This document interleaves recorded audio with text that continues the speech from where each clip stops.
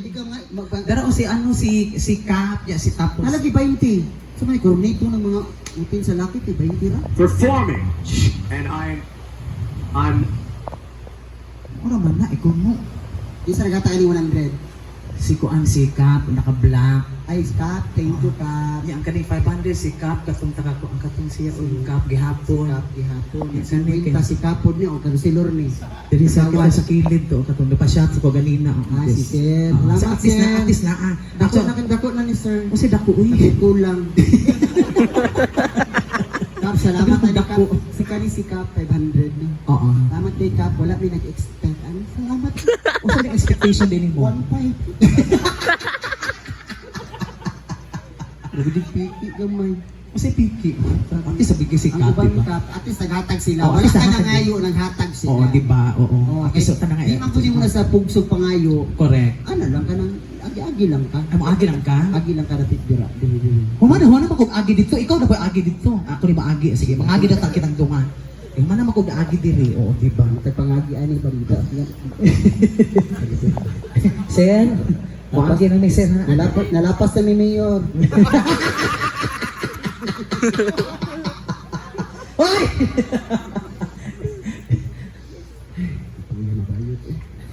Actually, ito malikop karong gabi. Construction na lang ta. Pahuway mo na ta na 5. Actually, amo malikop jud karong gabi una jud is kana magud may mga foundation sa Davao nga ginasuportaan pod. Oo. Kasi kami nanay kami nga bagyo ugma na moabot. Oo, sa Bisaya. correct. So nangandam nang miha. Oo. So, ang kaning mga kuha na mo tanan 100% mapadulong ni sa nabiktima dito sa Visayas. Taga-asa ka? Taga Visayas. Ako po, sa mo padulong. Sa mo ato ka gihapon mo padulong kay taga dito man gihapon ka. Di ba? At least, di ba? Yes. Oo. So sa mga naadi ko sila, mga mother dira, hi sa inyo dyan, madam. Oo. Ngayong gabi sa inyong hadira. Correct. Bisig na amoy ka ng gusto nga Unsa?